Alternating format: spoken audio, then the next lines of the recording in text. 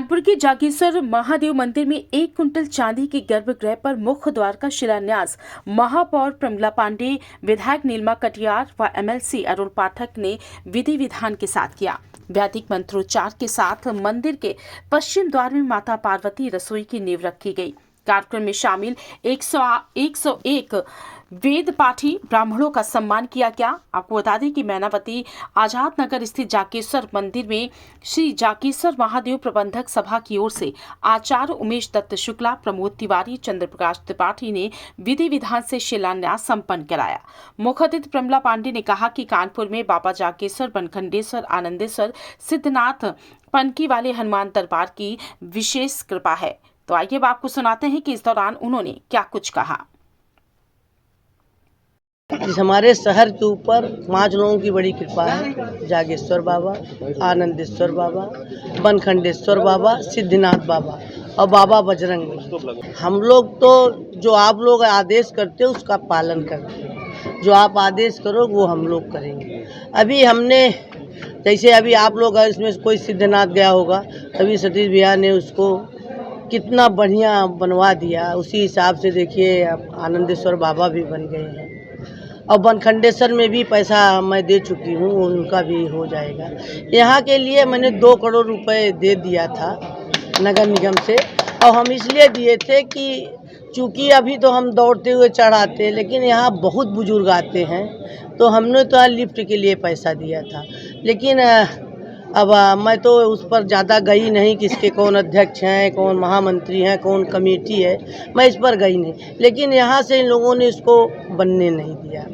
अभी वो पैसा अब भी मैंने वैसे ही रखा है, अभी कहीं उसको नहीं लगाया।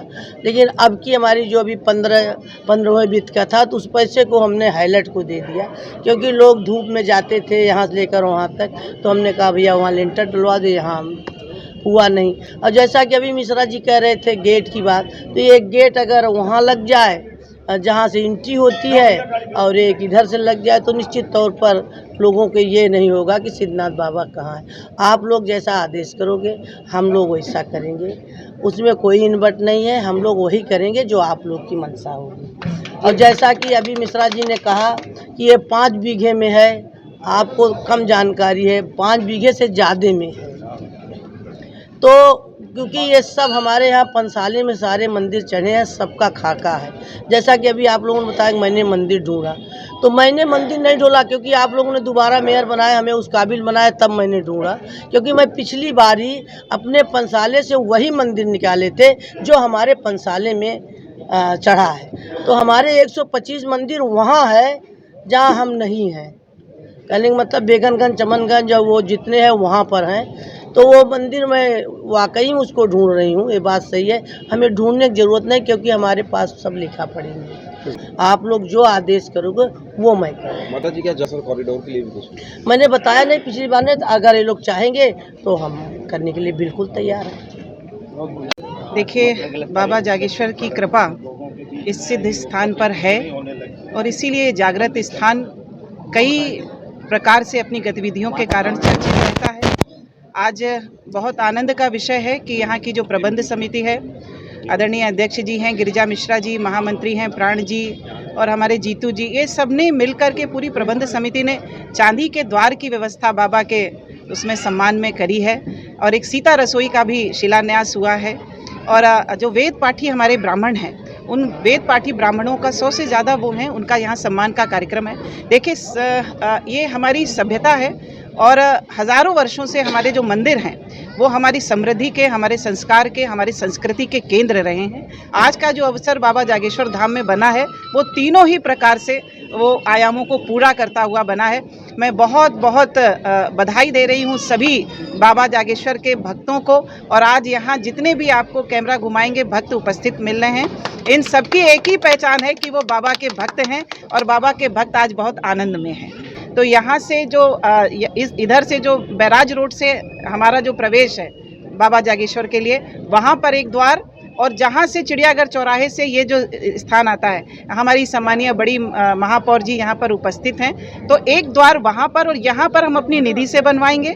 वहाँ पर जब नगर निगम की अनुमति मिलेगी तो नगर निगम की अनुमति से वहाँ भी द्वार बनाने का प्रयास करेंगे। आज यहाँ जागेश्वर प्रबंधक सभा द्वारा जो चांदी का गेट और बाबा की रसोई के कार्यक्रम का शुभारंभ जो यहाँ किया जा रहा है, उसके लिए खास तौर से यहाँ के अध्यक्ष गिरिराज मिश्रा जी, प्राण श्रीवास्तव जी, जितेंद्र पांडे जी, यहाँ के सभासद राजकिशोर जी, पवन पांडे जी, पवन गुप्ता जी, सबको बधाई भी देना चाहता हूँ। और कुछ अपेक्षाएं भी जनप्रतिनिधियों से स्वाभाविक रूप से रहती है और अच्छी बात यह है कि जितने भी जनप्रतिनिधि हों, चाहे वो महापौर के रूप में हो, विधायक के रूप में हो, सदस्य विधान परिषद के रूप में हो, वो सभी लोग जनहित में सब कुछ करने के लिए आतुर भी रहते हैं। चूँकि यहाँ के विकास के लिए और एक ये आस्था का ऐसा पुराना केंद्र है और हम सबके भी आस्था का केंद्र रहा है इसलिए, और मुझे लगता है कि बाबा जो करवाना चाहते हैं वो करवा भी लेते हैं।